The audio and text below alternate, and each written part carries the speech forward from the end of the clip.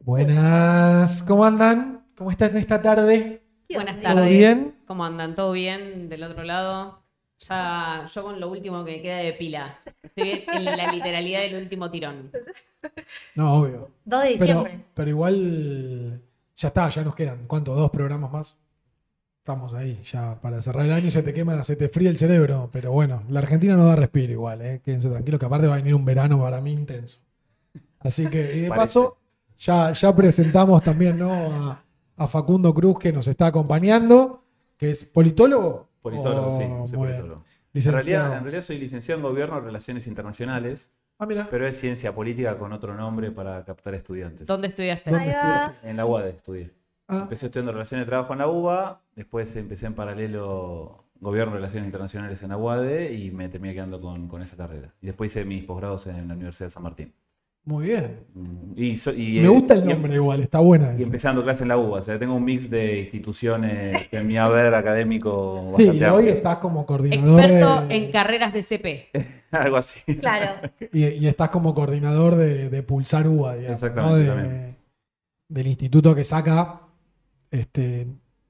informes. ¿Cuánto es mensualmente? Y mensuales, sí, son el estudio que hacemos lo hacemos en mayo-junio y a partir de fines de junio, comienzo de julio empezamos a sacar informes y sacamos a razón de uno por mes, salvo en el mes electoral que tratamos de desconectarnos de eso y vamos por otro lado cuando hay elecciones, pero sí a razón de uno por mes más o menos. Ok, porque bueno, nosotros los consultamos asiduamente. Sí. Me alegra saberlo, gracias. Sí. Los datos, porque es interesante, ¿viste? Como hablar de la realidad, pero con algún dato. Después podemos charlar si las consultoras le expresan eso o es complejo, ¿no? Hoy en la ciencia política, pero bueno.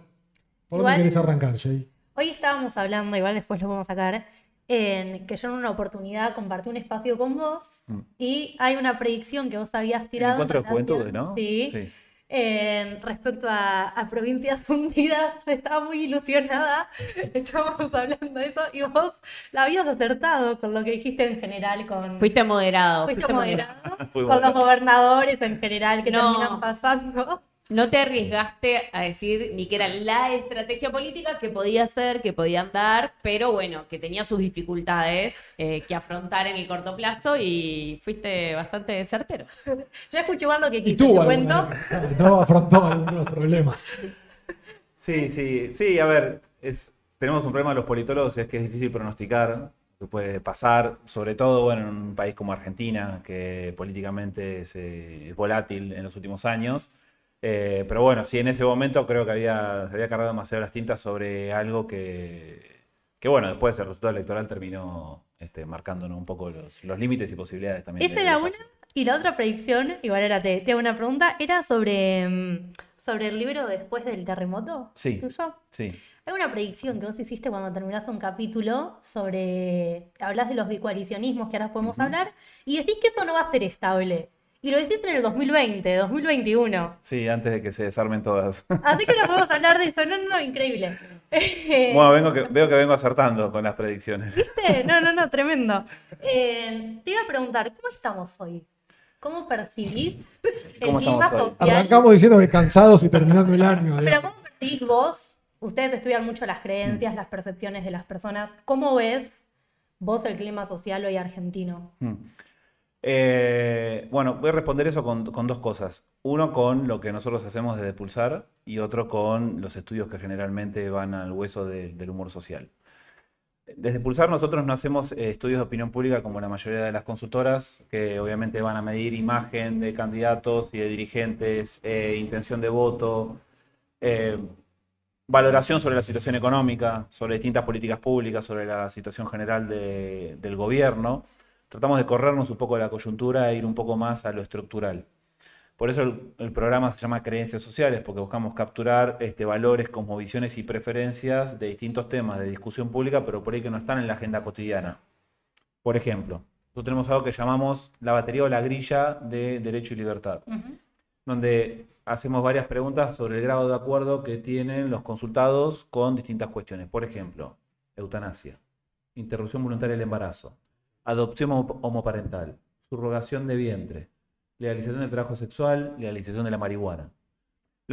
Las frases no están formuladas de esa manera, sino, por ejemplo, para ver y evaluar si hay acuerdo o no con la eutanasia es si está dispuesto a tomar decisiones en momentos difíciles de cuestiones médicas, algo así está formulada la frase. Pero bueno, buscamos capturar a ver qué grado de acuerdo habría eventualmente con una eventual discusión sobre aprobar la eutanasia. Claro. Entonces, esas cuestiones no son cuestiones que aparecen en la agenda de discusión pública. Ahora, hubo algunos proyectos que se presentaron en el Poder Legislativo, empezó a discutirse un poco eso. Entonces ahí nosotros tenemos un parámetro de lo que piensa la gente, pero no es algo que vos preguntás constantemente en los estudios de opinión pública. Nos corremos un poquito de ahí. Con ese marco, ¿qué nos dicen nuestros estudios? Que la Argentina es una Argentina heterogénea, que la Argentina no es una Argentina bipolar. No bipolar en términos psicológicos, ¿no? De que vamos de un lado para el otro, sino no es que pensamos todo en blanco o negro, hay un montón de grises. Y que es una Argentina que cuando parece que está girando para un lado o se asume que gira para un lado, asumamos un giro a la derecha a partir de 2023, nuestro estudio no nos muestra que Argentina haya girado hacia la derecha. Ahí va. Muestra, por ejemplo, que hay ciertas preferencias para que el mercado se ocupe de determinada provisión de bienes y servicios que se viene ocupando el Estado en los últimos años, o sea, que el mercado tenga un mayor rol, pero no significa que el Estado pase o a una expresión mínima o puramente instrumental, sino que ejerza su función de control para que esos bienes y servicios sean provistos correctamente, donde también se le demanda al Estado la presencia todavía en algunas áreas importantes, por ejemplo, asistencia social, y donde cuando vamos a ver la grilla de derechos y libertades, no tenés una Argentina conservadora, sino que tenés una Argentina progresista. O sea que lo que vos decís es que el estudio lo que marca más que hay como un giro desde no desde lo programático o ideológico, sino de lo práctico. Exactamente. Y que no necesariamente hace, por eso esto de que no estamos en una situación de bipolaridad, donde vamos de un lado para el otro, o vemos todo como blanco o negro, lo vemos Claro. con bastantes matices. Y esto de los matices aparece en todos los estudios que nosotros desarrollamos. El último que sacamos de política internacional. Estados Unidos aparece como un faro el que estamos mirando, pero también se está mirando a China. Sí. Entonces no tenés una mirada ideológica sobre la política internacional, tenés una mirada pragmática y práctica. Sabés que tenés que vincularte con los dos, no tenés que elegir a uno u otro por las ideas que tenés, las preferencias ideológicas y demás. Entonces, ¿cómo estamos hoy? Estamos en una situación, estamos en una Argentina que está en un proceso de transición en su esquema de valores y cosmovisiones, que se está adaptando en los últimos años, que el estudio captura eso, entonces hay como un momento de cambio. Y yendo al segundo punto, que por ahí va más al hueso de lo que hacen la mayoría de las consultoras de opinión pública, ahí sí aparece más volatilidad en el humor social. Y fue un año de volatilidad en el humor social, sin duda. Un año que empezó bien, en donde había un convencimiento de que el gobierno estaba implementando políticas públicas en la decisión correcta, de que el rumbo que se estaba fijando era el adecuado. Entrando en abril-mayo empiezan a ocurrir ciertos puntos de quiebre en donde la negatividad empieza a crecer, el pesimismo empieza a crecer y sobre todo la negatividad futura. O sea, ahí es donde empieza a aparecer bastante el pesimismo porque se empieza a ver un futuro más negro y menos claro que era el que estaba vendiendo el gobierno. Empieza a subir la negatividad, empieza a aparecer cierto rechazo a varias de las líneas ejecutivas del gobierno en términos de política pública y de los resultados que estaban generando. Y después el resultado electoral acomodó todo eso. Y el humor social volvió al estado de enero y diciembre del año pasado, te diría. Ahora, en los niveles actuales. Ahora Javier Milei y el gobierno nacional están en los mismos niveles que estuvieron en diciembre del año pasado, que fue el mejor momento del gobierno. Donde no había tanta negatividad sobre el presente, donde había optimismo sobre el futuro, donde los niveles de aprobación eran mayores a los de la desaprobación y donde los niveles de imagen de las principales espadas del gobierno nacional eran más positivos que negativos. Y ahora todo volvió un poco a ese curso. Entonces tuviste 6 meses de sangría, la elección corta la hemorragia y ahora ya cicatrizando todo vuelve a transitar un veranito. Como siempre, y estamos en Buenos Aires, el verano en Buenos Aires es o estás en la pileta hasta abril y tenés calor y estás en manga corta, o a veces los primeros días de clase ya tenés que sacar los pulóveres, empieza el frío y se corta el verano. Y eso es lo que no sabemos que le va a pasar al gobierno. Si va a tener un verano largo o va a tener un verano corto. Eso es lo que no queda claro. Y con esta volatilidad del humor social es difícil prever qué puede llegar a pasar. ¿Y hay un punto de quiebre en este humor social? O sea, ¿hay algún punto de aprobación de no retorno? ¿O siempre puede fluctuar? Sí. Tipo, vos de tener, no sé, estás en la shit y podés repuntar, o eso hay cierto momento en el que ya no pasa. Sí, hay un nuevo punto hay un punto de no retorno. Ok. Y ese punto de no retorno coincide bastante con otro de los programas que tenemos en Pulsar, que es el programa de aprobación presidencial, que monitoreamos la aprobación presidencial de 18 países en el mundo, tanto en Europa como en América del Sur y en América del Norte. Y lo que encontramos es que post pandemia los gobiernos se están sosteniendo con un 40% de aprobación. Pre-pandemia, ¿qué pensábamos? Siempre que el gobierno tiene que tener al menos, es el principio boquense de la democracia, ¿no? La mitad más uno. Entonces, si vos sostenés el 50% de aprobación, podés gobernar bien. El Congreso te acompaña, los sindicatos te acompañan, las empresas te acompañan y todo es color de rosas. Cuando empezabas a caer, empezaban las malas noticias y ahí empezaba a tambalear tu plan de gobierno. Ese piso del 50% post pandemia pasó a ser un piso del 40%. Entonces hoy el promedio general de aprobación de gobiernos que van desde México, donde tenés a Claudia Sheinbaum con 70-80% de aprobación, hasta la recientemente destituida Dilma Boluarte. No, Dilma Boluarte no. Rousseff en, no, sí, en Brasil. No, la pasó. No. Me olvidé el nombre de la expresidenta de Perú. Boluarte. Ah, Boluarte, ok. Sí, Boluarte, que estaba con 3-4% de aprobación. Bueno, tenés esos polos, obviamente, pero el promedio gira en torno a 40% a nivel mundial. Entonces hoy se acepta ese 40%. ¿Cuál era el piso de no retorno, ese punto de inflexión para el gobierno nacional? Rondaba el 40%. Ahora, ¿qué le pasó? En varios estudios de opinión pública, el gobierno perforó ese piso de 40%, empezó a estar en 36, 37, en algunos se acercaban a 35, otros lo tenían cerca a 40, llega el momento de la elección y automáticamente sube. Entonces como que empezó a perforarlo un poquito y ¡pum!, se recuperó y volvió. Y eso no le ha pasado a otros gobiernos. Macron cuando rompe el piso del 40 ya no se recupera. Pedro Sánchez tampoco. Keir Starmer en Reino Unido fue electo el año pasado, en julio, ya está en los niveles de desaprobación de los anteriores primeros ministros conservadores, muy cercano a Macron y a Pedro Sánchez, que son de los más golpeados en Europa. Cuando ellos perforaron ese piso de 40 les costó muchísimo volver y hoy están entre 20 y 30%. Lo mismo le pasó a Gustavo Petro en Colombia y a Gabriel Boric en Chile. Hoy están los dos en 30% y no logran recuperarse. Y la candidata de Boric posiblemente pierda las elecciones en el balotaje, le cuesta mucho, le va a costar mucho ganar la elección, y posiblemente el candidato que apoye Petro tenga dificultades para ganar la elección presidencial. Ahora el gobierno nacional parece que acá ha encontrado la receta para de una vez que rompe ese piso un poquito, poder recuperarse y salir a flote otra vez. Pero ahí ¿Tenés alguna intuición de cuál es esa receta? Igual me dijeron que que va a ser una mujer la candidata de Petro y que no es tan mala. ¿Vos decís que que el progresismo no va más en Colombia tampoco? Yo no sé si es que no va más en Colombia, pero sí lo que está pasando en varios países. A los oficialismos le está costando reelegir en América, en la pospandemia. Esto es algo que estuvimos viendo en su momento cuando yo escribía el newsletter La Gente Vota en Cenital. Un día Iván me escribe y me dice, ¿qué es esto de lo que los oficialismos pierden en pandemia? ¿Es así? Y yo no pude con mi genio y me puse a armar una base de datos y nos fijamos y lo discutimos bastante y lo compartimos. ¿Qué pasaba? Bueno, en Europa 7 de cada 10 oficialismos ganaban. En América tenían más distribuida la torta, era casi 50-50. En África y en Asia, que no tenés credenciales democráticas estables, bueno, los oficialismos ganaban 9 de cada 10, porque bueno, son elecciones en donde los oficialismos ganan con 90% de los votos. Ahora, desde la pandemia hasta acá, a América le ha costado más reelegir a sus gobiernos y la tasa ha sido más de derrota que de victorias, que es el único lugar en el mundo donde está pasando. En Europa la tasa cambió un poquito, pero los oficialismos han logrado consolidarse y ganar. Porque, aunque la candidata de Petro sea bueno, ¿por qué digo que creo que va a tener dificultades para lograr una continuidad? Porque los gobiernos progresistas que siguieron a gobiernos conservadores, que les tocó la pandemia, les ha costado consolidarse en esa reelección porque los niveles de aprobación han sido bajos.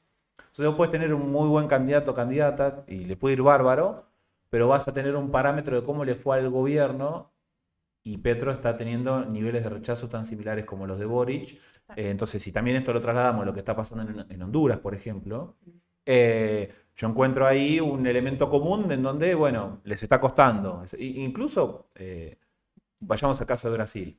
Bolsonaro fue a la reelección golpeado, pero logró recuperarse, casi gana, pero termina perdiendo frente a Lula. O sea, también a los gobiernos de derecha les pasa que les cuesta sostenerse en el tiempo. América Latina lo que parece que está mostrando es un esquema de alternancia constante. Elegís un color político, después a otro, después a otro, después a otro, y parece que es el ciclo por lo menos estos años. Yo no te diría que va a ser imposible que la candidata de Petro gane, sí creo que la va a tener difícil por los niveles de aprobación que está mostrando. Lo cual te plantea un desafío, porque si vos sos la candidata de y al gobierno lo están golpeando, tenés que marcar mucha diferencia, distinguirte de tu antecesor, o bien aceptar los costos de ir a una elección con ese nivel de desaprobación. Milei. Dijiste que Milei encontró la receta para recuperarse, sería, porque hay volatilidad.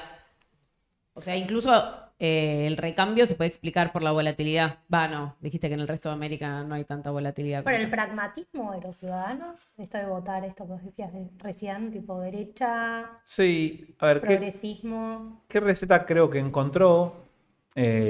Una parte de la receta es propia y la otra parte de la receta me parece que es ajena. ¿Qué es lo que encontró como propio? Me parece que con dos caballitos de batalla que los que machacó en la elección alcanzó, que fue baja de la inflación y control del tipo de cambio. A eso sumémosle también la política de seguridad y de antipiquetes en la ciudad La de Buenos doctrina Aires. Bullrich. La doctrina Bullrich. Si vamos a ver, o hagan el ejercicio de, si tienen ganas, ¿no? Un viernes a la noche, ahora que viene el feriado, que es un planazo, ir a ver las entrevistas de Milei 10 días antes de la elección, con cada uno de los periodistas amigos del gobierno. En cada una de esas lo llevaban a Expert, a la Agencia Nacional de Discapacidad, al 3%, a la volatilidad del tipo de cambio. Cada vez que lo llevaban a las zonas incómodas, Milei contestaba con lo mismo. Controlamos la inflación, tipo de cambio estable, política, doctrina Bullrich. Y siempre contestaba con lo mismo. Y no se metía en ese barro, siempre sostenía eso. Con eso, tal vez con eso alcanzó, tal vez hubo algo más que hizo el gobierno, pero se apoyó en esos dos caballitos de batalla y la ciudadanía acompañó. ¿Cómo acompañó? Acompañó con los niveles de votación que tienen los oficialismos que les va bien en una elección intermedia, que es sacar en torno al 40% de los votos y ganar alrededor de 60 bancas en la Cámara de Diputados. Eso le pasó a Alfonsín, le pasó a Menem, no le pasó a la Alianza, le pasó a Mauricio Macri, también le pasó a los gobiernos peronistas, le pasó a Alberto, le pasó a Cristina Fernández de Kirchner en el 2013, no en el 2009. Entonces, con el 40% de los votos y más o menos esa cantidad de bancas, vos salís airoso de la elección legislativa. Y con eso le alcanzó. La parte ajena de la receta fue una oposición que no logró articular una agenda propositiva a la ciudadanía, sino que fue netamente defensiva. Donde el mensaje era hay que frenar a Milei, y eso le alcanzó al peronismo para sostener su piso de las últimas 3 elecciones nacionales. Lo ves a nivel federal, la distribución del voto, salvo en parte del norte, donde cayó fuerte, y en algunas regiones de Neuquén, en el resto del país, sacó una proporción de votos similares. Entonces, no gana la elección el peronismo porque la Libertad Avanza logra movilizar una base electoral que los estudios estaban mostrando que no se iba a movilizar, que había una previsión del 60% de participación electoral, termina votando el 67, el 68, y ese salto de participación se vuelca mayormente hacia la Libertad Avanza. Entonces, parte de la receta es propia, estos caballitos de batalla, y ajeno es que no se logró articular una oferta propositiva en términos de la oposición, y la ciudadanía premió los dos caballitos de batalla que tiene el gobierno y ahora le dio un nuevo voto de confianza, que no es un cheque en blanco, para tratar de mejorar un poco ahora los niveles de consumo y de ingreso de vida. Tengo una pregunta, ¿vos ves ahí algún voto medio gorila, riesgo cuca, como lo llaman ellos, en el voto hacia Milei? Dentro de esta receta, dentro de estos factores. Vos recién nombraste baja inflación, tipo de cambio, oposición, sin ninguna propuesta desde la propositiva, justamente. ¿Y ahí hay algún factor que tenga que ver con el gorilismo? Sí. Yo no lo veo. A ver, podés tener un componente ideológico programático que por la definición el gorila o el voto antiperonista se asume yo no quiero ganar el peronismo porque no estoy de acuerdo con los valores, con la defensa, con las banderas que lleva adelante el peronismo, que haces un voto antiperonista o no peronista por una cuestión ideológica. Uh-huh. Eso está presente en la Argentina, pero creo que se amplificó para esta elección porque queda la memoria de la gestión económica del último año de Alberto Fernández, con Sergio Massa como ministro de Economía. Entonces, ahí es donde se cae un poco ese mantra, último mantra de la... Esto también lo charlábamos el otro día en otro stream. Se cae el último mantra de la política argentina, que es que el peronismo tiende a solucionar o a resolver las crisis económicas. Entonces, el Frente de Todos termina acrecentando la crisis económica. Claro. Y va a una campaña electoral que incluso Sergio Massa estuvo cerca de convertirse en presidente en primera vuelta. Incluso con esas limitaciones, bueno, queda esa memoria viva todavía, ¿no?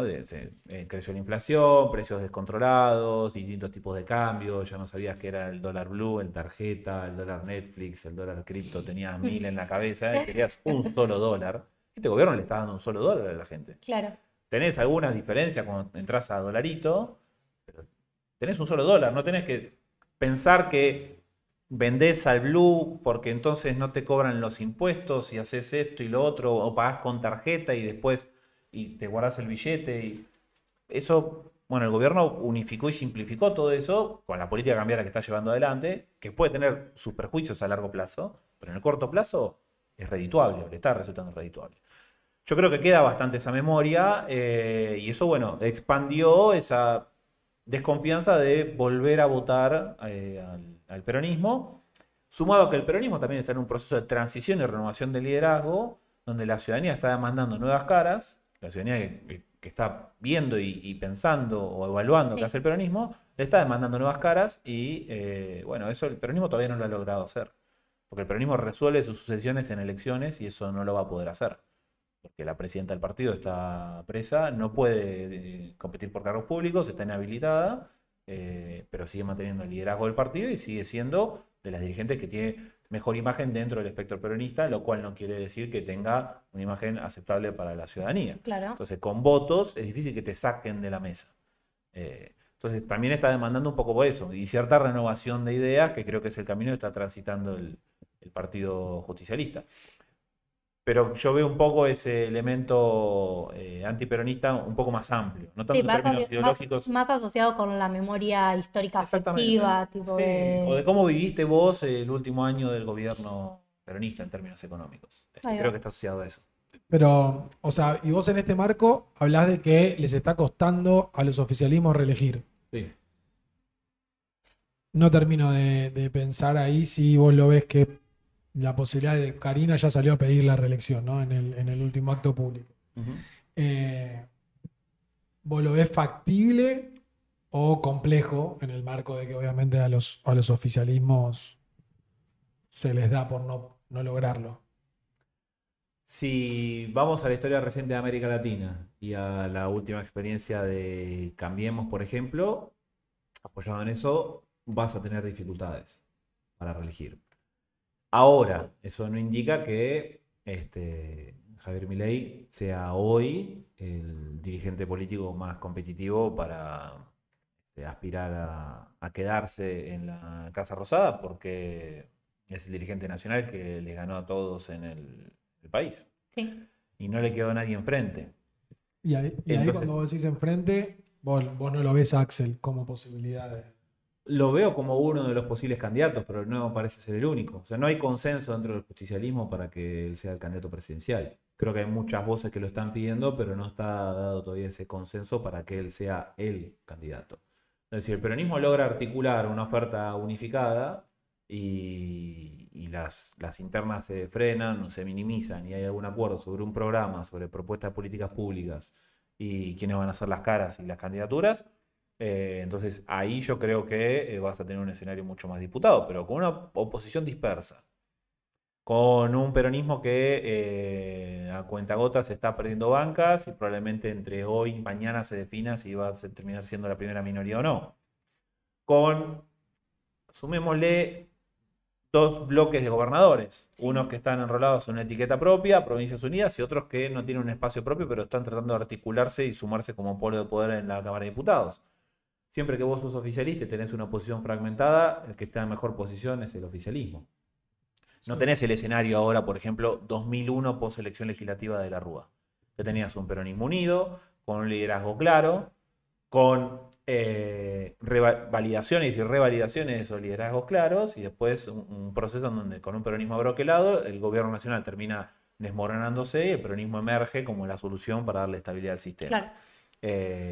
Entonces, hoy en día, el contexto muestra que acá 2 años puede llegar a tenerla difícil, sí. El tema es cómo transita estos 2 años. Y ahí, el verano corto, el verano largo.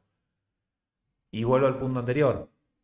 La elección fue leída como un cheque en blanco, por lo menos algunos Sí, el chamuy. dirigentes o quienes consumen política lo vean como un cheque en blanco. Yo no lo veo como un cheque en blanco, creo que es un voto de confianza, en donde la sociedad ahora le está diciendo, bueno, apoyamos el camino que se está siguiendo, pero también es cierto que hay muchos indicadores que muestran que ya no sé si hay más tolerancia para un mayor recorte del déficit o más motosierra. Que esto es una noticia justo que salió hoy. La recaudación, en términos impositivos, fue más baja de lo esperada, con lo cual para mantener la política de déficit cero obliga al gobierno a seguir con recortes. Entonces no sé cuánta tolerancia va a haber para eso. Volvamos al caso Cambiemos 2017. Macri saca a nivel nacional, nivel de votación bastante similar al de Javier Milei, tenía el peronismo mucho más dividido, ahora el peronismo fue más unificado, con lo cual el peronismo mantiene un bloque de diputados más sólido que lo que sacó en 2017. En ese momento decide avanzar con la reforma previsional en diciembre, la estrategia sale mal, termina con conflictos en la calle, termina con piedrazos, con un Congreso caldeado, y a partir de ahí, en 2018, el gobierno nacional empieza a perder niveles de aprobación, empieza a generarse rechazo, empieza a fallar el modelo económico, y termina en la unidad del peronismo y en el retorno al peronismo en 2019 ganando en primera vuelta. En esos 2 relatos tenés a Caputo pidiendo plata y en el relato de hoy, además, tenés el apoyo que le da Donald Trump a Javier Milei, porque los números de la semana anterior al acuerdo con Estados Unidos eran bastante malos. O sea, Milei sí salió a hacer campaña en persona después de septiembre, donde tampoco funcionó la de kirchnerismo nunca más, que eso también fue, vos recién decías que la de ir en contra de Milei no funciona, porque en realidad no hay una propuesta, nadie te explica, bueno, cómo vamos a bajar la inflación, siguen hablando de gasto, como que están seteados en esa, kirchnerismo nunca más tampoco funcionó. Milei sale, da la cara, pero también ahí el acuerdo con Estados Unidos le dio como un empujón. Después le pasó a Macri que, bueno, la economía se volvió a caldear, tuvo que subir el dólar, y es el dólar. Sí, es el dólar. Los dólares, como decía Capusotto. Y acá, sí, no, coincido. Y acá lo que dicen todos los economistas, y muchos con los que yo charlo, amigos y colegas, es el principal punto flaco del gobierno es la acumulación de reservas. O la ausencia de acumulación de reservas. Claro. Entonces, con ausencia de acumulación de reservas, vos tenés una economía argentina que te demanda más dólares de lo que te produce. Y bueno, es una decisión del gobierno ir en este camino. Ahora, eso puede llegar a ser el punto flaco del modelo económico, sí. Lo que nunca se sabe en estas situaciones es en qué momento va a decir, bueno, el modelo llega hasta acá y hay que cambiar, o la política cambiaria, o la política fiscal, o...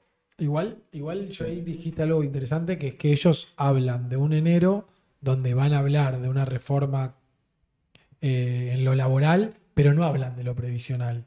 Creo que ahí vos pensás que tiene algo que ver esto que acabas de decir vos, de ver el pasado cercano. Puede ser eso, también puede ser que en el esquema de reformas, a ver, yo no soy economista, pero en términos de las reformas que quieren implementar y lo que discuten muchos economistas es que antes de hacer cualquier reforma previsional tenés que hacer una reforma laboral, la reforma impositiva y después la reforma previsional. Y ese es el esquema un poco que tiene planteado el gobierno. Por eso en este escenario es inteligente en términos políticos hacer lo que está haciendo el gobierno, que es tratar de constituirse como primera minoría en la Cámara de Diputados, asegurar el reparto de las comisiones, porque van a ser el reparto de los próximos 2 años, garantizar el reparto de las vicepresidencias en la Cámara de Diputados. En el Senado ya tiene todo más equilibrado, bastante más equilibrado. Avanzar con las reformas en estos 3 meses y una vez que salgan, después implementar esas reformas y después ver qué pasa con el Congreso. Entonces, ahí es donde yo creo que si Mauricio Macri cargó demasiado las tintas sobre la reforma previsional para garantizar cierta hegemonía, ¿no?, del sistema político como tenía en ese momento, ahora creo que el gobierno está cargando las tintas sobre la reforma laboral y la reforma impositiva y que eso sea el caballito de batalla para avanzar en un proceso de crecimiento y de mejora de los niveles de consumo. Si esa reforma va a dar los resultados en el primer semestre del año que viene, el segundo semestre del año que viene o recién en 2027, eso la verdad es que no lo sabemos. Esos procesos de reforma generalmente tienden a mostrar buenos indicadores más en el largo plazo que en el mediano plazo o en el corto plazo. Entonces hay que ver también cómo complementa este conjunto de reformas para mantener estos niveles de humor social. Yo les decía que el gobierno entró de vuelta en un veranito, y que ese veranito puede ser largo o corto, pero sigue teniendo ciertas alertas. ¿Cuáles son? Antes de la elección, el 50% de los consultados, esto lo mostraban varios estudios, te decían que veían el futuro económico del país negativo. Sí. O sea, más de la mitad de los consultados. Eso bajó hasta el 40% ahora. Ahora, el 40% sigue siendo la primera opción. Los que lo ven positivo hoy están en un tercio. Y el resto lo ven neutrales. Entonces, del 50% bajaste al 40%, cayó 10 puntos la negatividad futura, pero seguís teniendo un 40%, 4 de cada 10 que te dicen que ve el futuro del país negativo. Y ese es un piso que no logró romper en ningún momento el gobierno. Y es más que, por ejemplo, el voto al peronismo, ¿no? Haciendo un poco de economía de encuestas creativa, tenés una porción más alta de consultados que lo que el voto que recibió el peronismo, que te dicen que ven el futuro negativo. De hecho, si queremos hacer contabilidad creativa, son los 33 puntos del peronismo con los 7 puntos de Provincias Unidas. Y yo ahí te agrego, pero no, porque ahora cuando nos ponemos creativos es entretenido, pero ahí te agrego y todos los que no fueron a votar. Con lo cual, si nosotros pensamos que los que no fueron a votar son parte de eso, que ven al futuro peor que hoy, se le complicaría más la situación futura del gobierno. Se le complicaría más. Y ahí creo... perdón, sí. Que eso también yo lo quería conectar con, después de la pandemia se sobrevive con un menor nivel de aprobación, la volatilidad, digo, también te puede pasar que marzo del año que viene, no sé, nos vienen a todos un montón de luz, estamos recalientes y vuelve a bajar. Exactamente. Porque volvimos de las vacaciones, porque tengo que pagar la tarjeta, estoy enojado y baja de vuelta. Entonces ahí están esos dos factores, se sobrevive con menos y la gente además no va a votar. Eso es también ahí. Eso es algo que... Y esto lo charlamos mucho con Pablo Salinas, que es un amigo politólogo, y que los dos venimos viendo un poco, analizando el tema del ausentismo. Y un poco lo que nos preocupa a los dos es... En 2023, vuelvo un poco para atrás, 2023, un poco la conclusión del proceso electoral fue que Javier Milei tenía una coalición electoral transversal. Lo había votado el sector clase baja, sector medio y sector clase alta. La elección legislativa, ahora de mitad de mandato, confirmó a la Libertad Avanza en un cuadrante donde históricamente ha estado la Unión Cívica Radical, el Acuerdo Cívico y Social y Cambiemos, ¿no? El voto de una clase media, medio urbana, formada con nivel educativo. Aspiracional de clase media. La gente no es clase media. Creen que son clase media. Pero solo el 30% de los argentinos está en donde la gente cree o por lo menos quiere estar. Exacto. No necesariamente gorila, por ahí no muy de acuerdo con el peronismo, pero sí más atento a la república, al desarrollo institucional y demás. Entonces, si se ubica y pierde esa base de apoyo, entonces, ¿qué pasa con esos sectores populares que lo votaron? ¿Esos sectores populares volvieron al peronismo? No necesariamente. Una parte sí, pero una parte también fue a Provincias Unidas y una parte quedó ausente del proceso electoral. Y eso es lo que no había pasado en la crisis del 2001. Okay. En la crisis del 2001, los que se estaban sintiendo afuera de cualquier esquema representativo fueron igual a votar. Rompieron la boleta, lo metieron a Clemente, la feta de salame, cualquiera de esas opciones, pero fueron a votar y no cayó el nivel de participación. Subió el voto en blanco, voto nulo y después volvió a los promedios históricos. El tema es que con estos sectores que se sienten ahora descuidados de cualquier esquema político representativo porque confiaron en su momento en el peronismo, históricamente en el peronismo. En su momento dijeron, bueno, con Macri la cosa puede cambiar. Después, bueno, volvemos al peronismo. Se sienten de vuelta desilusionados. Apuestan por Javier Milei y tampoco encuentran alternativa. Entonces, si la alternativa no es ni por el peronismo, ni por el no peronismo, y vas a un extremo, y tampoco la opción está en el extremo, ¿qué otras opciones te quedan? Podemos construir un lugar. O sea, vos decís que hay un lugar para... Hay un lugar para... No sé si para Provincias Unidas ya fue, pero por ahí para algo Algo más progresista en el medio. Hay algo para construir ahí. El tema es cómo volvés vos a contentarlos y a traerlos de vuelta con ganas de votar y de participar. Y eso es lo que creo que si se está rompiendo y empieza a extenderse, ahí sí tenés un problema más de larga data que Argentina nunca tuvo. Ok. Yo tengo una pregunta sobre la clase media, que es la clase a la que supuestamente le interesa la corrupción. Entre las preferencias de los argentinos, ¿la corrupción es un tema? En algunas encuestas, algunos trimestres, me acuerdo que aparecía como principal problema corrupción. Y el trimestre anterior, el principal problema, o sea, fue bajando de inflación a corrupción. ¿Eso Sí. sigue siendo un problema hoy? Nosotros no relevamos esas problemáticas desde Pulsar, pero los estudios que yo consulto siempre tuvieron a la corrupción como la principal problemática del país desde diciembre del 2025, de diciembre del 2023 hasta la fecha. Ok. Pero nunca cambió. Santilli se rapó. Pero Santilli se rapó. Algo anda mal. Como el sumo de no estaría funcionando. Bueno, echaron a Esper, hicieron un poco un escenario en el... O sea, lo echaron a Esper. Los tres de Hubo- Karina. Hubo un reconocimiento, sí, pero fue bien manejado. A ver, lo Y apareció de Estados Santilli Unidos. rapándose, bueno, encima no se rapó, se cortó el pelo cortito. O sea, se rapó, Bueno, no se se peló, animó, ¿no? Claro, hay una diferencia entre raparse y no, pelarse. no se afectó, digamos. No se, claro, no se peló, se rapó. Eso para nosotros fue, esto es una joda, y para su base electoral compró completamente. Lo mismo que el Movistar Arena. Movistar Arena fue para la base propia dura del gobierno un éxito, y para el gobierno fue un éxito. Y lo de Santilli cortándose el pelo en vivo también. Le hablaron a ese público. Y el resto, lo que lo vemos un poco de afuera, entonces decimos, no, con esto le va a generar costos. Si no, genera costos, porque es algo que pasa colateralmente al proceso electoral.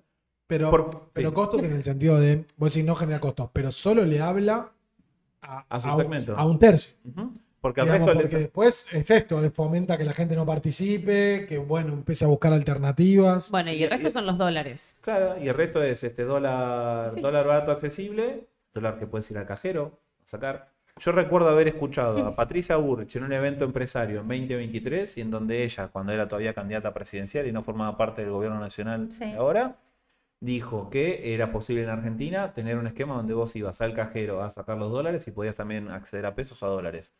Y yo me quedé pensando y dije, ¿cómo van a hacer esto?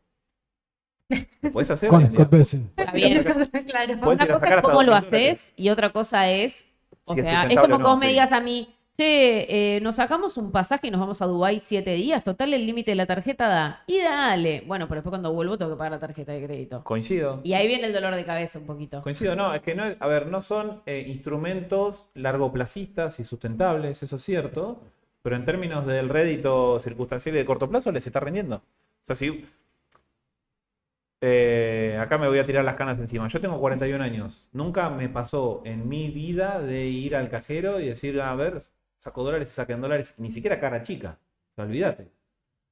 Salen los dólares y vos podés sacar los dólares tranquilamente. Eso es algo que un montón de personas no vivieron. Sí. Y si de repente vos ves eso, no necesariamente eso te convierte en liberal libertario o en un votante oficialista o en alguien que apoya al gobierno. Pero decís, che, bueno, acá están haciendo las cosas de una manera bien. Que después eso no sea sustentable y explote en algún momento, sí puede pasar, como están alertando un montón. Y ahí vendrá la cachetada, la puteada, la queja, la protesta, y tal vez los escándalos o incluso la crisis. Que espero que no. Pero si eso llega a... Si eso no suceda, vos tenés hoy una cantidad de personas que están viviendo algo que no se vivió en Argentina, que hacía muchos años que no se vivió, y que eso de alguna forma, bueno, genera ciertos placebos para, bueno, funciona esto, no me gusta todo esto otro, pero con esto tal vez me alcanza. ¿Vos sentís que las personas se pueden llegar a volver a movilizar tan masivamente, como medio poniendo el cuerpo? Yo hoy como la veo por ahí más complicada, pero ¿vos considerás que se podría llegar a eso? Siempre es muy difícil prever estallidos sociales. Ok. El 19 y el 20 de diciembre del 2001 nadie los previó, directamente pasó y sucedió. De la misma manera que nadie previó el Octubre Rojo en Chile, 2019. Que nadie previó las movilizaciones en Ecuador o Colombia también. Tampoco nadie se vio venir la toma del Capitolio en Estados Unidos, o lo mismo en Brasil. son movilizaciones y marchas con distintas motivaciones, ¿no? Claro, pero nadie previó que podía llegar a pasar eso. Entonces, cuando pasan esos shocks sociales, te asombran y decís, che, nadie la vio venir, porque es difícil saber cuándo puede llegar a ocurrir. Yo lo que veo hoy es que tenés un esquema de movilizaciones de determinados actores que son muy sectoriales y que cuesta encontrar agendas y puntos en común, y sobre todo que cuesta unificar reclamos en movilizaciones que generalmente generen un cambio, porque lo que está pasando es que con todas las movilizaciones que tuviste, el gobierno no se movió un centímetro de nada de su política, no recalibró nada, y entonces eso va haciendo que el esquema de movilización te genere pocos réditos. Claro. Que es el costo que tiene que pagar cualquier movilización, cualquier organización, tanto las sindicales como las de movimientos sociales. Vos tenés que movilizar una base y esperás que después venga un resultado. El gobierno no recalibra, después tenés que volver con el mismo accionario y eso obviamente va generando costos. Y eso no, por lo menos hoy no veo un escenario para eso. Es difícil prever. Ahora, si se empiezan a generar varias alertas del modelo económico, varias limitaciones y sobre todo no tenés un consumo que empiece a activarse, y lo que empezás a tener ahora sí son varias noticias que muestran que está empezando a impactar fuerte en términos del empleo. Sí. Entonces vas generando, ahí sí tenés una diferencia Sí, con más de 2001. casi 300.000 empleados formales Claro. menos. 7 hoy. puntos. Ahí sí tenés una diferencia respecto a lo que fue la salida del programa de los 90. Cuando vos, en la década de los 90, tuviste... me quedo colgada la pregunta de la corrupción, pero no me la olvidé. Ahora vuelvo a ese punto, porque me quedo picando. Cuando vos tenés el proceso de reconversión económica en los 90, Sí. sacás al Estado de un montón de esferas de la vida cotidiana de las personas y entra al mercado. Con eso, ¿qué hiciste? Privatizaste empresas, pero empresas grandes. Hablamos de telefónicas, agua, petrolera. Una cantidad de personas que eran todos empleados estatales pasan a ser empleados privados o toman jubilaciones anticipadas o programas de retiro anticipado. Entonces, con ese dinero, ¿qué hicieron? Pusieron un comercio. Cuando vos inyectás una cantidad de comercios en determinadas poblaciones con cierta magnitud y tamaño que te impide que eso después siga haciendo crecer al pueblo o la localidad donde vos estás, y tenés una saturación de ese tipo de mercados, los mercados o tu comercio, tu local que tenés, deja de rendir frutos. Sí, tenés exceso de oferta. Tenés exceso de oferta, entonces empiezan a quebrar, y ahí, si empezás a ver regionalmente, ¿qué empezás a tener? Bueno, las pobladas. Cutralcó, también pasó en Corrientes, en distintos lugares, y empieza a crecer el movimiento piquetero, con niveles de desempleo altos, todo termina llevando a la crisis del 2001 y el estallido social. Lo que creo que ahora está moderando bastante o apaciguando bastante o generando una transición es que vos en ese momento no tenías una demanda de mercado para una cantidad de servicios que vos podías ofrecer, locales, llamémoslo, que encontraba su punto de saturación. Ahora vos tenés nuevas herramientas para que, si vos dejás de tener el laburo que siempre tuviste, empieces a buscar otros lugares, que son las aplicaciones.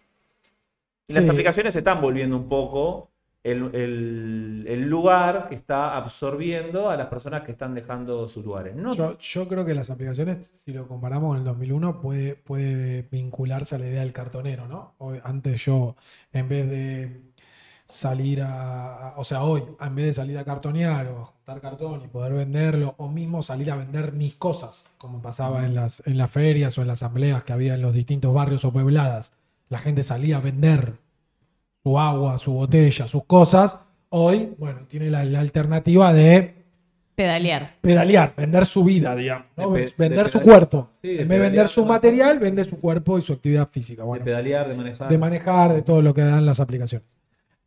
Pero me parece que el kit que es la mayor diferencia con respecto a la crisis del 2001, que no fue la herramienta de gestión que tuvo la salida, tiene que ver con los planes sociales. Digo, eso fue un invento post-2001, con lo cual hoy también lo que mantiene un poco, que es el otro gasto que el gobierno no recortó, ¿no? Porque era parte del discurso de que los cuca, ¿no? Bueno, hay un dato ahí que es que el gobierno, igual que lo hizo Macri, que Macri no solo no los recortó, sino que los aumentó un montón, este gobierno por ahí no los está no los está aumentando tanto, porque no está aumentando nada, pero sigue un aumento ahí de las asignaciones universales por hijo, de la contención social, con lo cual yo creo que lo que no te permite el estallido, como lo vimos en ese momento, tiene que ver con eso. Ahora, vos hoy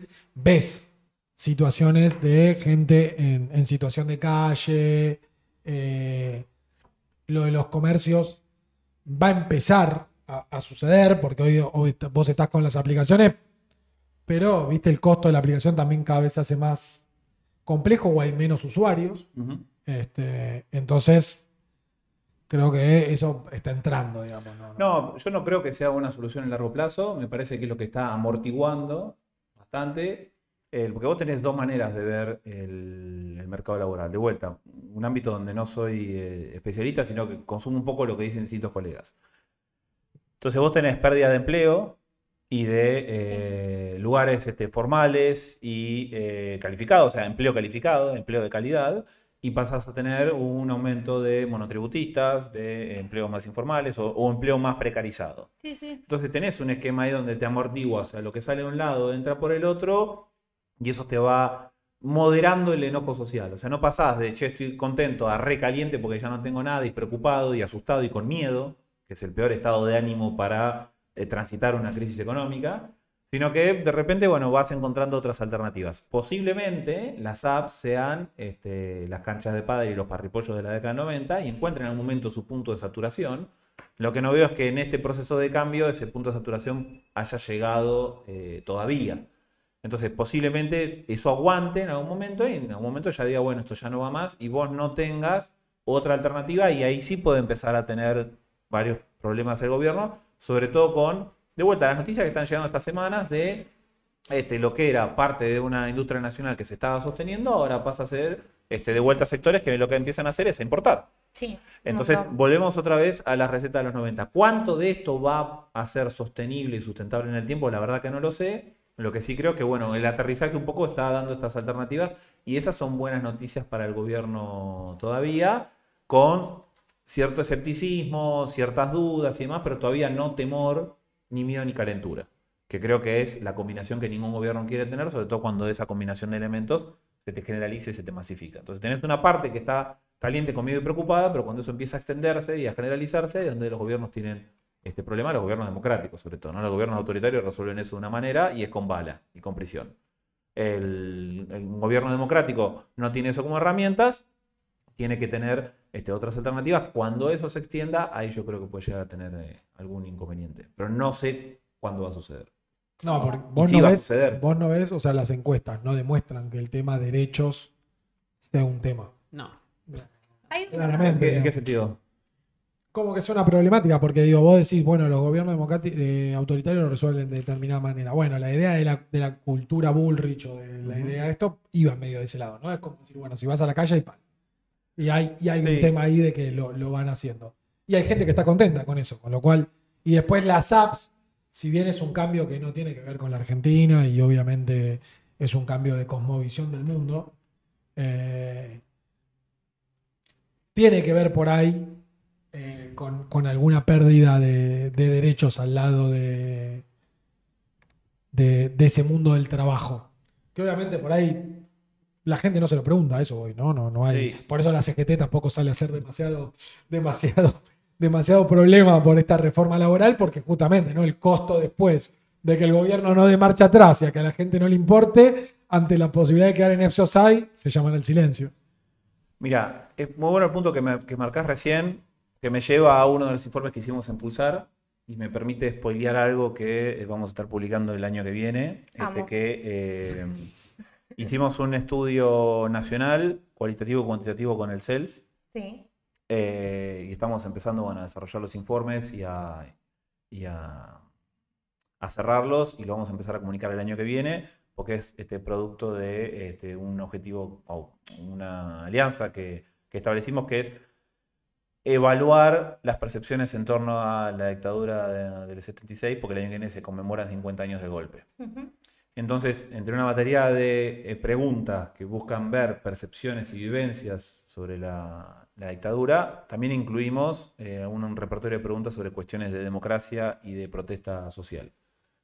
Meto ese chivo, que en algún momento lo empezaremos a sacar, pero bien alineado con una pregunta que nosotros sí tenemos y que hicimos este año, Tengo el informe, en el si lo segundo querés informe, abrir. ¿Lo tenés? Ah, acá lo tengo en el Si celular. lo querés poner para que se vea. Ah, lo podemos, sí. Es el de los argentinos, la democracia y el poder Sí, presidencial. exactamente. Ahí el slide de 24.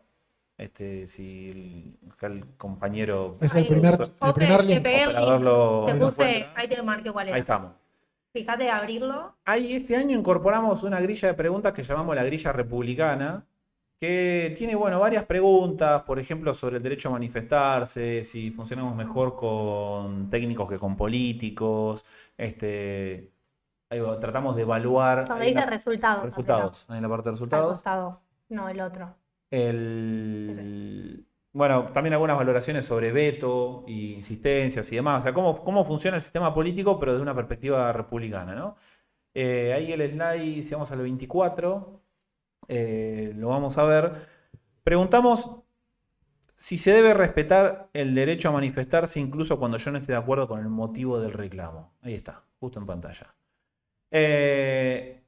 Estas son... Vos tirás estas frases y les preguntás al encuestado si está De muy acuerdo, o muy. bastante de acuerdo, poco o nada de acuerdo, y lo que hacemos es juntar muy, bastante y poco y nada, entonces tenemos aceptación o rechazo. Y el 84% de los consultados te está diciendo que está de acuerdo con que haya un derecho a manifestarse, incluso cuando vos no estés de acuerdo. Motivo de hacerlo.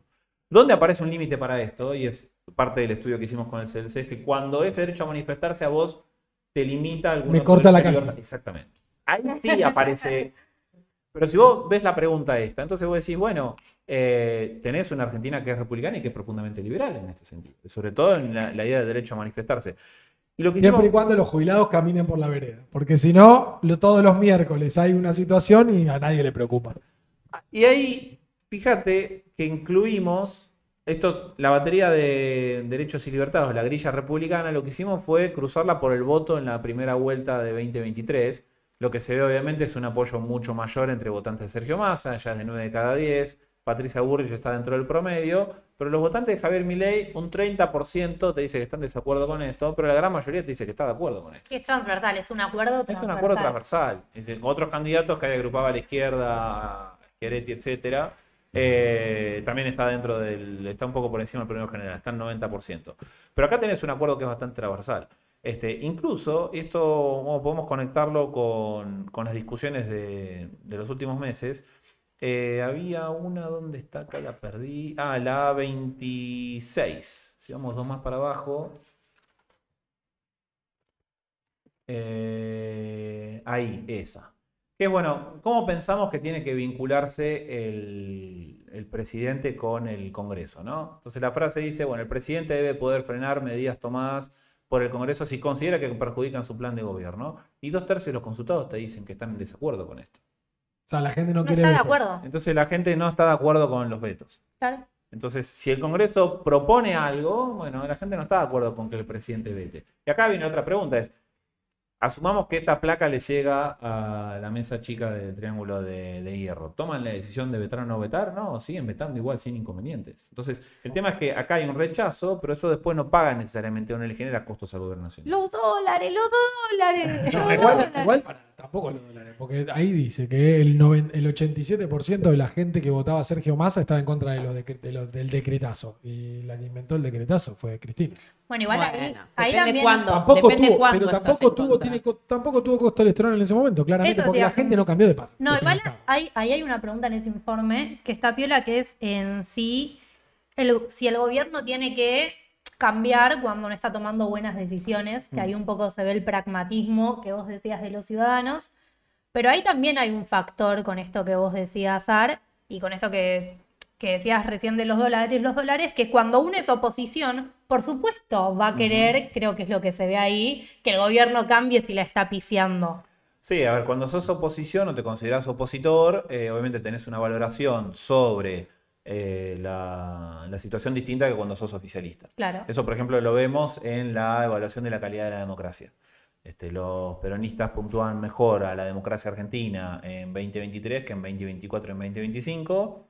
Quienes se identifican con la Libertad Avanza y con Juntos por el Cambio puntúan mejor a la democracia argentina en 2024 y 2025 y menos. O sea, en 2023, para quienes votaron o simpatizaron con la Libertad Avanza y con Juntos por el Cambio, Argentina era un régimen híbrido. estaba en 5, ¿no? Vos tenés una escala general para medir democracia en donde 1 es autoritarismo, 10 es democracia, 5 es régimen híbrido.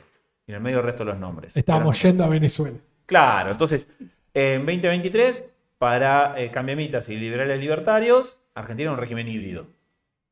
Gana Javier Milei y pasa a ser una democracia casi plena. Sube Claro. casi 2 puntos, o sea, de 5 a 7, más o menos, ¿no? Abuelo pájaro. Entonces, y lo único que cambió fue quién se sienta en el sillón de Rivadavia. Y para los peronistas fue a la inversa, solo que la caída es menos pronunciada. Entonces, con Alberto Fernández estaba cerca de 7 y con Javier Milei está cerca de 6. Tenés una caída menos pronunciada que el alza a los demás, pero quien se sienta en el sillón de Rivadavia y ocupa transitoriamente la Casa Rosada, de alguna forma le marca un parámetro a partes de la ciudadanía argentina sobre si la Argentina es democrática o no, simplemente por quién está sentado ahí y la forma que tiene de tomar decisiones. Y eso es algo que encontramos estos 3 años en la encuesta. Ahí también había, en relación a los derechos, yo me había anotado el machete que Hiciste casi los el deberes. 75%, pero porque los habíamos leído un Sí. montón, posta, que casi el 75% consideraba que no se debían suspender en los derechos de las personas también en Ujú. relación con esto, si a las personas les importaban o no. Claramente les importa. Y en relación a la democracia, te iba a preguntar yo. Estamos haciendo un ciclo de politólogos y politólogas. El martes pasado vino De Luca. Vino Miguel, lo vi. Vino También estuvo Miguel. Luis. También estuvo Tonelli, así es, el miércoles anterior. Después vino Carla Carrizo también. Y él hablaba como de este periodo de erosión democrática. ¿Vos considerás lo mismo? ¿A qué se lo atribuís? Porque pareciese que las personas, al menos acá en Argentina, entienden que la democracia es el mejor sistema de gobierno que tenemos, al menos. Creo que tenés cierta erosión democrática en dos niveles. Ok. Primero, estás teniendo gobiernos que asumen desde posiciones electorales muy polares, más polares que en décadas anteriores tal vez, o desde, el retorno, o desde la tercera ola de democratización hasta la fecha. Y desde esas posiciones polares tienden a tensionar bastante los equilibrios institucionales, los equilibrios republicanos y a romper ciertas normas de convivencia democrática. Lo vimos en Brasil, se vio en Estados Unidos en el primer mandato de Trump, se está viendo en el segundo, y ocurre en un montón de otros países que por ahí no hace falta entrar en detalle, pero es algo que empieza a pasar que desde el ejercicio del poder político cada vez tienden a doblarse más esas reglas y eso genera erosión democrática. Sobre todo cuando empieza a combinarse esa serie de elementos que tienen que ver con el ejercicio del poder político, los servicios de inteligencia, los medios, el desgaste, etcétera, etcétera. Entonces desde arriba pasa. Y desde abajo, ¿qué es lo que pasa? Argentina es una buena noticia en América Latina, pero en varios países de la región y sobre todo en Centroamérica, la preferencia por la democracia empezó a perder potencia. Eso lo muestran los informes de Latinobarómetro, por ejemplo. Entonces, cuando vos haces la pregunta, que es la pregunta churchilliana que llamamos, que bueno, si preferís una democracia sobre cualquier tipo de régimen político, o te da lo mismo una democracia, un régimen no autoritario, o en algunas circunstancias un régimen autoritario puede ser aceptado. Entonces, primero tenés los demócratas puros, después tenés los demócratas indiferentes y los terceros eran definidos como llamémoslo, me acuerdo que tenía otro nombre, pero llamémoslo autoritaristas transitorios, ¿no? Entonces, bueno, tolerarían cierto régimen autoritario. Lo que te muestra Latinobarómetro es cuando vas a América Central, por ejemplo, los demócratas puros están un poquito por debajo del 50%. El resto se divide un poco entre la indiferencia o la tolerancia al autoritarismo. De hecho, por ejemplo, en México, Latinobarómetro del año pasado, 1/3 de los consultados dijo que toleraría un régimen autoritario si fuera necesario, con Claudia Sheinbaum recién electa, con 80% de aprobación, con un oficialismo fuerte, con control de la Cámara. Entonces había 1/3 de los consultados que te decía eso. Claro. Este año bajó un poquito. El Latinobarómetro siempre publica los datos el año después que hace la encuesta. Entonces 2024 mostró los datos 2023 y 2025 te muestra 2024. Pero bueno, eso pasa en México, uno de los países más grandes de América Latina, uno de los principales aliados de Estados Unidos en materia de comercial y de seguridad, con un oficialismo que le está yendo bien, bueno, tenés un tercio de los consultados que te dice eso. Y lo mismo empezó a pasar en Ecuador y en Colombia, ¿no? Ese fenómeno empieza a trasladarse, o sea, desde América Central hacia la parte de la región andina o más al norte de América del Sur. ¿Cuáles son las buenas noticias regionales? Argentina, Chile, Uruguay siguen siendo los países que para el Latinobarómetro tenés al menos 6 de cada 10 que te dicen que prefieren una democracia pase lo que pase. A nosotros en creencias sociales nuestro estudio nos da un poco más alto, nos da 8 de cada 10. Son matices que a veces tienen que ver con la metodología, con Me el dan momento de hacer la esperanza. encuesta. Pero son 3 países donde eso se mantiene sólido.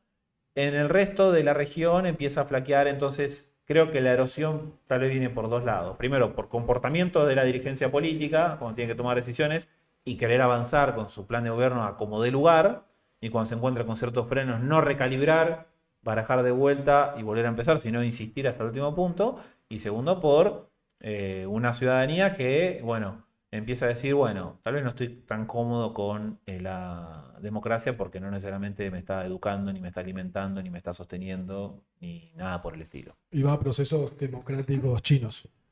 Porque nos alejamos del charchibarómetro. Sí, a ver. ¿Para vos China es democrático? Te hago la pregunta que le hacemos. ¿Todas las veces esta pregunta? Sí. A ver, China no es democrático en los términos occidentales que nosotros pensamos. Venga. China tiene su forma de elección de autoridades con un régimen de partido único, con un esquema en donde ellos consideran que así les funciona la democracia y así les rinde. Ahora, trasladarse esos modelos al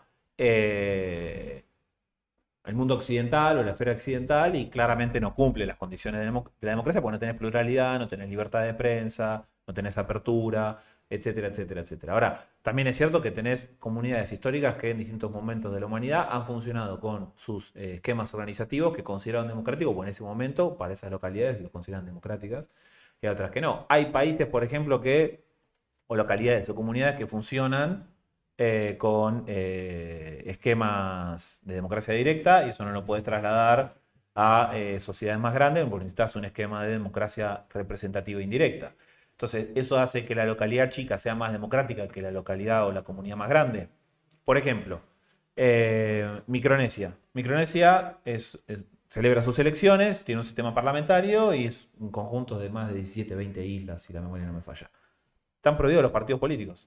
Los candidatos van como candidatos independientes. Todos. Solo compiten independientes, cada uno con su nombre. Ahora, ¿considerás que Micronesia es un régimen no democrático porque prohíbe los partidos políticos? ¿Lo considerarías? ¿No lo considerarías? Con esto, digo, son elementos que a mí no me permiten decir, bueno, China es democrática o no es democrática. No funciona democráticamente para los parámetros occidentales. A ellos les sirve de la misma manera que a Micronesia les funciona su sistema. No, que funcione o no funcione, no. O sea, es otra discusión. Está claro. O sea, De Luca fue tajante. China no es democrática. No dijo si funcionaba o no funcionaba, no le preguntamos tanto, digamos, ¿no? Pero en principio él tenía claro que no era una democracia. Si vos querés una definición tajante, yo te puedo decir tranquilamente que China no es una democracia porque para los parámetros occidentales no es una democracia. No, está bien. Es una definición sí. decir que hay una definición no occidental. Y eso te lo puedo decir. Ahora, vos vas a charlar con cualquier chino y él te explica, chino o china con cualquier de él o ella, y le decís, bueno, ¿cómo funciona tu sistema político? Y yo tengo una democracia por esto y esto y esto. Y ellos te lo dicen así convencidos. Los escuchás, aprendés, todo, etcétera, y decís, che, para mí esto no es una democracia. Y coincido con Miguel en eso. Ahora, para ellos es algo que ellos sostienen y consideran que sí viven en un régimen democrático. Por eso digo que es una cuestión de percepción también. Tenemos un amigo politólogo que debe estar muy feliz también en este momento. Yo te iba a preguntar en relación, y ahora por ahí volviendo más a Argentina, en relación a los partidos políticos. Vos, en ese libro que yo te comentaba al principio, después del estallido, identificás como una quinta etapa hasta desde el 2016 en adelante, que es como un bicoalicionismo estable. Hoy, ¿en cuál andamos? Aunque no tengo un nombre teorizado, no importa, pero ¿eso se rompió? No, a ver, seguís teniendo una dinámica bicoalicional. Ok, ¿por qué? Bueno, porque el 75% de la ciudadanía te votó 2 opciones. Ok. ¿Qué tuviste? Tuviste un proceso de transición que fue 2023, en donde lo que era un bicoalicionismo pasó a ser un juego de 3. O sea, lo que era un juego de 2 desde el proceso 2015 a 2023, esos 8 años, pasó a ser de vuelta, pasó a ser un juego de 3. A ver, tenés distintas etapas. Vamos para atrás al 2001, emerge una coalición sólida y enfrente una oposición muy dispersa. No puedes hablar de ahí de bicoalicionismo. Todo eso transiciona a un sistema bicoalicional que comienza en 2015, te llega hasta 2023. En 2023 aparecen los 3 andariveles. Y después tuviste un proceso de reestructuración de ese bicoalicionismo que empezó siendo a nivel dirigencial y después reaccionaron los electores. Entonces, primero fue a nivel de élite y después el electorado acompañó eso. Vos podés tener los dos procesos. O el electorado te construye el bicoalicionismo o las élites te construyen el bicoalicionismo. Ok. Argentina fue en un proceso en ese 2015 a 2023, en donde el electorado fue construyendo el bicoalicionismo y los dirigentes fueron atrás. 2023 vuelven a aparecen los 3 andariveles, de vuelta el electorado mueve primero y la dirigencia se mueve después, pero en los últimos 2 años creo que la dirigencia fue reforzando, de vuelta volviendo hacia ese bicoalicionismo y acompañaron a los electores ahora en esta elección intermedia. Entonces, tenés de vuelta un sistema bicoalicional que va a depender ahora sí de los dirigentes, si el peronismo se mantiene unido o no, si se fracciona, entonces se romperá esa dinámica bicoalicional, pero hoy tenés una coalición que es la Libertad Avanza, tenés otra coalición que es el peronismo y tenés en el resto espacios que no logran romper esos 2 polos. El peronismo sigue siendo una coalición, está cada vez más horizontal que lo que supo estar en los años anteriores. De hecho, tenés una mesa mucho más redonda y sin cabeceras. Y la Libertad Avanza logró ocupar ese lugar de la otra coalición dominante, desplazando a Juntos por el Cambio, porque el electorado de Juntos por el Cambio pasó a optar por la Libertad Avanza. Entonces, ¿por qué digo que la élite movió primero? Porque la élite construye la oferta política y el electorado fue a acompañarlo después. Entonces ahora tenés de vuelta una dinámica bicoalicional. ¿Cuánto se va a sostener esto? Bueno, depende un poco de cada uno de los 2 espacios. Okay. Y sobre todo qué pase si alguna de las 2 empieza a fraccionar, si se construye alguna otra tercera alternativa. Pero ahora tenés de vuelta un espacio con dos grandes polos que ya no son partidos. Yo no creo que volvamos a una dinámica de 2 grandes partidos. Una vez que el sistema se fragmenta y entra la dinámica coalicional, las coaliciones se mueven y cambian de formato, de nombre, de integrantes, pero ya no volvés a una dinámica partidaria. Los sistemas que se fragmentan no suelen volver al bipartidismo. Tienen que encontrar otras fórmulas y la fórmula que encontró Argentina es la de las coaliciones. ¿La suspensión de las PASO en estas elecciones, sentís que tuvo algún tipo de incidencia? ¿En el armado de las coaliciones? Sí, sobre todo de tanta oferta electoral. En Cava hubo 17 listas. En Cava 17 listas. En cuando fuimos a las nacionales también. ¿Eso pudo haber desviado por ahí el voto de las personas? ¿O chupó un huevo e igual vos ibas a votar alguna de esas 2 opciones? No, a ver. Creo que yo pensé que sin las PASO iba a haber una oferta política mucho más amplia, iba a haber mayor cantidad de listas. ¿Más? Sí. ¿En serio? Y ¿Es posible? Sí. Es posible, sí, es Sí. posible. Tenés, son 736 partidos de distrito y casi 50 nacionales. Claro, ok. Podés tener 736 listas en todo el país. Es un montón. Podés tener más de 30 en Provincia de Buenos Aires, más de 30 en Ciudad de Buenos Aires. Más de legalmente es 700 así. listas en toda Argentina es un montón. Sí, o sea, jurídicamente podés. Después que ocurra o no ocurra. Entonces, cuando sacan las PASO, yo me imaginaba que lo que iba a ocurrir iba a ser que íbamos a volver a niveles de fragmentación en términos de cantidad de listas, similares al proceso 2003-2007, que fue cuando tuvimos los picos más altos de cantidad de listas presentadas desde el 83 hasta la fecha. Eso no terminó ocurriendo y pasaste a tener una cantidad de listas prácticamente idéntica a las listas legislativas que se presentaban cuando había elecciones PASO, pero después de la PASO. O sea, la elección general o la elección legislativa te terminó dando la misma cantidad de listas que cualquier elección legislativa con PASO. Con lo cual, esto es un argumento en contra de las PASO, o sea, de sostenerlas y mantenerlas como sistema, porque si vos en realidad llegaste a un esquema en donde la dirigencia política comprimió porque se generaron alianzas, hubo pocas listas partidarias. En todo el país hubo mayoría de alianzas, esto viene ocurriendo hace larga data. Y la dirigencia política sola se puso de acuerdo para evitar romper y evitar ir por afuera, bueno, tratar de llegar a los acuerdos, repartir los cargos y a partir de ahí competir. Entonces, la cantidad de listas siendo igual a las legislativas después de la PASO, le quita una herramienta de fuerza a la PASO, porque la PASO ya perdió el argumento de que democratiza, porque es un argumento discutible, perdió el argumento de que genera competencia interna, porque también es un argumento discutible, el argumento que quedaba es que ordena la oferta.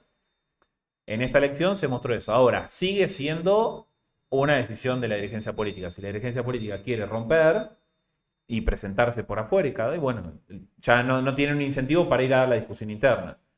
Entonces creo que lo que tuvimos fue un poco ese escenario. Vos ves, yo tengo armado un gráfico donde voy contando cantidad de listas, lo hacemos con una colega que es Paula Clerici, y cada elección vamos actualizándolo y ves la barra de cantidad de listas totales y el promedio interprovincial en todo el país, y los valores son muy similares a 2017, a 2021, a 2013. Los niveles son un poquito menos que 2013, son bastante similares. O sea, no se fue al demonio, no llegamos a un momento 2005, 2007, donde teníamos casi 300 listas en todo el país. Ok. Sigo siendo igual un defensor de las PASO, no creo que haya que sacarlas, pero bueno, nos están dejando sin argumentos para defenderlas.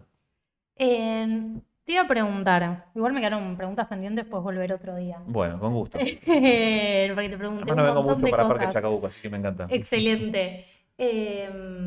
¿Hay algo que quieras agregar sobre el informe de creencias sociales? Sobre por qué es importante estudiar las creencias también de las personas, que por ahí eso no te preguntamos. ¿Por qué es importante? No, primero porque da trabajo. Ok. Es importante trabajar Muy de lo que uno importante. gusta. Para no terminar en las apps. No, porque creo que un poco lo que yo aprendí con el programa y con el observatorio y de discutir con los colegas, con los directores, con los amigos que integramos ese espacio, es que Argentina es más compleja de lo que parece. Y que no es una Argentina que tiene o blanco o negro, que tiene un montón de grises, que tiene un montón de matices, y que nos ayuda también a comprender en términos de valores, preferencias y cosmovisiones que los giros a veces que da el país no necesariamente hacen que siempre vaya en una dirección. Claro. Yo descreo bastante de esa idea de que Argentina giró a la derecha en 2023. Sí, hay ciertas demandas para que cambien algunas cosas, pero Argentina sigue teniendo, y esto lo distingue en términos regionales, un conjunto de valores y de preferencias que pueden ser considerados como progresistas, que son parte de las banderas del progresismo hoy en día, y que eso aparecen y se han sostenido en estos 3 años. Y me parece que habla de un país que no solo es complejo, sino que es heterogéneo y que también que es bastante pragmático. Y eso es transversal a todos los estudios que hacemos. Sí, donde aparecen diferencias, esto, la calidad de la democracia dependiendo de quién gobierne, si sos oficialista u opositor, eso pasa, y es algo a prestar atención, pero después hay un montón de cuestiones que hablan de un país también que es pragmático y que se adapta a los tiempos de cambio. Y eso es algo que, bueno, muestra o refuerza esta idea de el deseo de ascenso social, de movilidad social, de progresar, de adaptarse, de cambiar, de ver cómo va el mundo y no quedarte siempre en el mismo lugar. Y eso creo que es una de las conclusiones más importantes que sacamos del programa. Ahí va. A mí me gustaba porque siempre en los informes encuentro un montón de puntos de unión. Yo, de hecho, al programa de hoy le pusimos qué nos une y qué nos divide. Y encontramos un montón de puntos de unión cuando vemos los informes de creencias sociales, así que está buenísimo porque a veces uno flashea con el discurso que está todo yendo hacia la extrema derecha y ves que no es tan así. Sí, de hecho, a ver, la grilla de derechos y libertades que nosotros tenemos muestra que hay puntos importantes para generar consensos en la Cámara de Diputados. Que 3 de cada 4 te diga que esté de acuerdo con la eutanasia o con la adopción homoparental. La subrogación de vientre este año cayó un poquito, por ejemplo. Pero después, por ejemplo, la legalización... Por lo de Marley. Fue muy fuerte lo de Marley. Claro, puede ser. De hecho, lo pensamos como uno de los factores que haya hecho cambiar las preferencias. Pero la legalización del trabajo sexual viene creciendo en los últimos 3 años. Hoy la situación está empatada. El 50% rechazo y 50% de aprobación. Hace 2 años había más rechazo que aprobación. Aguanta Argentina, loco. No tenés, por ejemplo, un plafón para discutir la legalización de la marihuana. Hay 2/3 que lo rechaza y 1/3 que lo aprueba. Entonces seguís teniendo ahí Un problema. Y un Un 9 en rechazo. cada 10 que lo consumen. Claro. Así es Argentina Así también. es. Pragmática y compleja, careta. Exactamente. Pero después hay un montón de interrupción voluntaria del embarazo. El año pasado se dio vuelta, hay más aprobación que rechazo. Este año se sostuvo. Pero bueno, ahí tenés, digo, varios puntos que te hablan de ciertas demandas de la ciudadanía que la política no se está ocupando. E incluso son puntos de consenso porque vos cruzás por simpatía y por voto y no tenés rechazo de liberales libertarios, de Juntos por el Cambio y de peronistas. Hay consensos ahí. Entonces, también aparecen estas cosas. Hay puntos en donde la dirigencia política debería ponerse de acuerdo que la ciudadanía está demandando, porque no tenés una ley de eutanasia federal, no tenés normativa sobre adopción homoparental a nivel federal, o incluso un paraguas o un programa para gestionar ese tipo de demandas. Y la ciudadanía te está diciendo, bueno, en esto estamos de acuerdo, la mayoría está de acuerdo. Entonces es una línea para empezar a transitar, pero que de vuelta nadie lo está tomando. O Ahí va. poca gente lo está tomando. Bueno, genial, Facu, muchísimas A gracias. usted por la invitación. Gracias. Muy bueno. Bueno, Muchas entonces, gracias. seguro, igual nos quedaron temas, así que cuando Sí, ya a mí me quedó Te un informe esperamos. completo para preguntarte. Veníamos a charlar un informe completo, ¿verdad?